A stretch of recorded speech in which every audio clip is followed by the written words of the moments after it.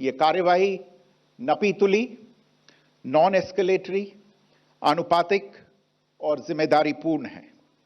यह आतंकवाद की इंफ्रास्ट्रक्चर को समाप्त करने और भारत में भेजे जाने वाले संभावित आतंकवादियों को अक्षम बनाने पर केंद्रित है। पूरा देश एक दिन पहले मॉक ड्रिल की तैयारियों में जुटा था। प्रधानमंत्री एक न्यूज चैनल के कार्यक्रम में शिरकत कर रहे थे। तब देश भर के लोगों को उम्मीद थी कि कुछ ठोस संकेत देंगे, लेकिन प्रधानमंत्री ने केवल जल अधिकार पर इशारों में बात की और इस मुद्दे पर कोई स्पष्ट बयान नहीं दिया। उस वक्त जब जनता के मन में सवाल और बेचैनी थी, भारतीय सशस्त्र बलों ने चुपचाप एक अलग ही तैयारी शुरू कर दी थी। एक तैयारी जो 22 अप्रैल के जख्मों का हिसाब चुकता करने वाली थी। आधी रात के बाद तकरीबन 2 बजे भारतीय सेना, वायुसेना और नौसेना की योजना के अनुसार ऑपरेशन सिंदूर को अंजाम दिया गया। पाकिस्तान और पाकिस्तान ऑक्युपाइड कश्मीर में 9 आतंकी ठिकानों पर सटीक हवाई हमले किए गए। ये कार्रवाई केवल सैन्य कार्रवाई नहीं थी, ये उस सिंदूर का हिसाब थी जिसे आतंकियों ने 22 अप्रैल को पूछा था, जब श्रीनगर के पहलगाम में 26 निर्दोष पर्यटकों की जान ली गई थी। ऑपरेशन सिंदूर नाम अपने आप में एक संदेश था, शहीदों के परिवारों के लिए, हर भारतीय के लिए और आतंकियों के लिए। सुबह जब देशवासियों ने खबर सुनी तो ऐसा लगा कि जैसे उनके जख्मों पर मरहम रख दिया गया। आतंकी हमले के वक्त जो दर्द और आक्रोश देश में उमड़ा था, उसके बाद सेना की इस कार्रवाई का समर्थन सोशल मीडिया पर साफ दिखा। ऑपरेशन सिंदूर और इंडिया स्ट्राइक्स बैक जैसे हैशटैग ट्विटर, फेसबुक और इंस्टाग्राम पर ट्रेंड करने लगे।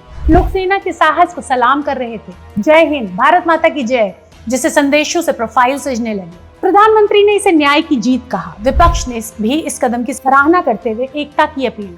फिल्मी सितारे, खिलाड़ी, कारोबारी सभी एक सुर में सेना की इस कार्रवाई को सलाम कर रहे थे। हालांकि कुछ अंतर्राष्ट्रीय मानवाधिकार संगठनों ने संभावित नागरिक क्षति को भी लेकर चिंता जताई, पर भारत में जनता का मूड पूरी तरह सेना के पक्ष में रहा।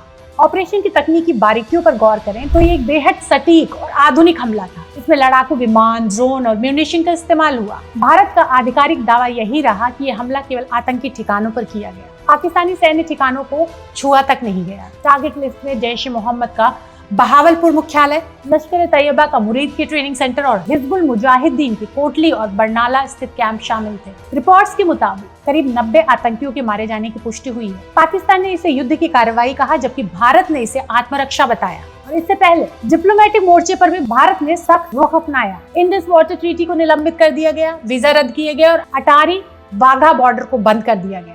अमेरिका और संयुक्त राष्ट्र ने संयम बरतने की अपील की, जबकि इजराइल ने भारत की आत्मरक्षा के अधिकार का समर्थन किया। हालांकि इस पूरे ऑपरेशन के दौरान एक और पहलू उभरा है, जिसमें पाकिस्तान ने दावा किया कि उसने 5 भारतीय फाइटर जेट मार गिराए हैं। इंटरनेशनल मीडिया इस दावे को रिपोर्ट कर रहा है, मगर भारतीय एजेंसी और सरकार की तरफ से इस पर कोई आधिकारिक पुष्टि या खंडन नहीं आया है। इस चुप्पी ने एक नई परत जोड़ दी।